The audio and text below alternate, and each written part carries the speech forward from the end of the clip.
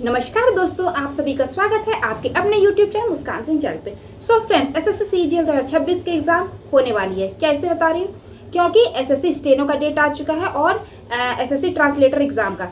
तो फ्रेंड्स वो इसलिए आया क्योंकि जो एजम्पशन किया गया था, जिस हिसाब से एग्जाम डेट बताई गई थी और उसी में आई है।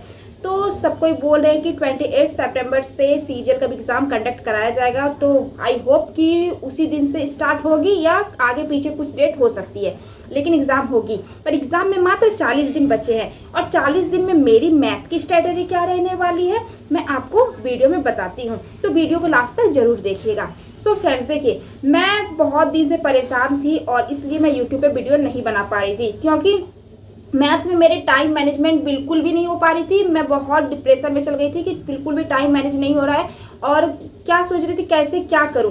तो मैं क्लास देख लेती थी। क्लास देखने में बहुत ज़्यादा टाइम वेस्ट हो रहा था, क्योंकि अगर हम एक भी क्लास कोई लेके बैठ रहे हैं और इस टाइम में अगर आप कुछ लेके बैठिएगा कि जो आपके मॉक से वीक बता रहे हैं टॉपिक, तो आप क्लास में बहुत ज़्यादा टाइम वेस्ट कर रहे हैं। क्योंकि अभी आपके पास 40 दिन है, तो अभी आपको बस only practice practice practice practice के अलावा कुछ भी नहीं होना चाहिए। तो फ्रेंड्स फिर मैंने बहुत सोचा समझा कि मैं क्या करूं नहीं करूं। तो फिर मैं अपना स्ट्रैटेजी बनाई और फिर मैं वो फॉलो कर रही हूँ और मेरी 40 दिन सेम टू सेम वैसे ही फॉलो होगी। मैं कोई भी किसी टीचर का क्लास नहीं करने वाली हूँ। तो फ्रेंड्स मेरी मैथ की स्ट्रैटेजी कैसे क्या रहने वाली चलिए बताती हूँ। सबसे पहली बात फ्रेंड्स, अभी 15 मिनट का टाइमर लगा दिया गया है, 25 क्वेश्चन सॉल्व करना है। तो आपको सबसे पहले कैलकुलेशन पे कमांड होनी चाहिए।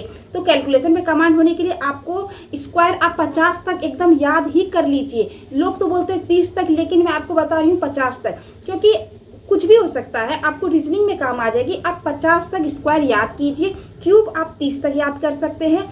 ये दोनों आपको एकदम मुंह में रहना चाहिए। उसके बाद परसेंटेज वैल्यू एकदम याद कीजिए, अच्छे से एकदम याद कीजिए। रूट अंडर वाला वैल्यू जो होता है उसको 10 तक याद कर लीजिए, और फिर क्यूब रूट वाला उसको भी 10 तक याद कर लीजिए। इतना कुछ आपको याद होना चाहिए। उसके बाद 30 तक के पहाड़े आपको याद होने चाहिए। इतना कुछ कीजिए, उसके बाद कुछ भी नहीं करना है। कैलकुलेशन में आप अपने मन से, कैलकुलेशन की ऐप भी आती है, वहाँ पे आप गुना मिल जाएगा, उसको स्पीड में कीजिए। कितना मिनट में टाइमर लगा रहता है, कितना में आप कितना सॉल्व कर सकते हैं। अगर वहाँ से आप नहीं करना चाहते आप खुद से अपने से ही क्वेश्चन बनाइए और उसको सॉल्व कीजिए टाइमर लगा के। लेकिन कैलकुलेशन प्रैक्टिस आपको 20 मिनट करनी ही होगी, चाहे कुछ भी हो जाए। एक दिन स्क्वायर याद कीजिए, दूसरे दिन क्यूब याद कीजिए। याद क्या लिखिए, याद हो जाएगी। इतना कुछ रहा। उसके बाद फिर फ्रेंड्स इधर की टॉपिक को कैसे करें। मानते कैलकुलेशन स्पीड भी मेरी अच्छी है, सब कुछ अच्छी है, लेकिन फिर भी कभी मैं कॉन्सेप्ट भूल जाती हूँ, कभी ये कर लेती हूँ। तो उसके लिए क्या उपाय है? देखिए फ्रेंड्स, मैं जब सेक्शनल मॉक दे रही थी, और मैं डेली सेक्शनल मॉक देती ही हूँ, लगभग मैथ के नहीं तो कुछ 2 से 3 तो मैं लगा ही देती हूँ सेक्शन मॉक। तो सेक्शन मॉक में देखिए कि वीक टाइप टॉपिक आपको क्या बोला जा रहा है। देखिए मेरा फ्रेंड्स क्या है कि मैं सेक्शनल मॉक जो देती हूँ उसको फुल्ली एनालिसिस करती हूँ, चाहे कुछ भी हो जाए। सर आपको कॉपी में दिख रहा होगा, देखिए मैं क्वेश्चन के साथ सॉल्यूशन लिखती हूँ। ऐसा नहीं है कि कुछ भी इसमें आलतू फालतू, जितना है आपको दिख रहा होगा मैं सॉल्यूशन के साथ लिखती हूँ।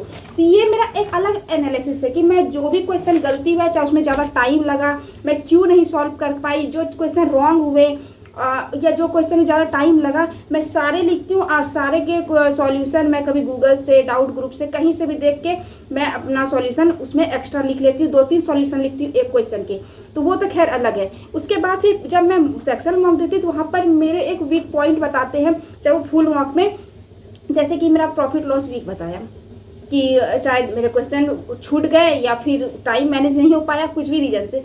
तो जैसे कि अब मेंसुरेशन वीक बताए, तो उसको मैं क्या करती हूँ, मेरे पास ओनली मैथ का एक ही बुक है फ्रेंड्स, और एक्स्ट्रा कोई भी बुक नहीं है। लेकिन मैं कर नहीं रही थी, लेकिन अब से मैं 40 दिन करने वाली हूँ, क्योंकि ऐसे बैठे बैठे कुछ भी नहीं होने वाला है। तो 40 दिन में बस मेरी ये स्ट्रैटेजी रहेगी। जैसे कि एसएससी मैथ, तो ये 8000 बुक है, तो आप लोग बोलिएगा इतना मोटी बुक कैसे कंप्लीट होगी।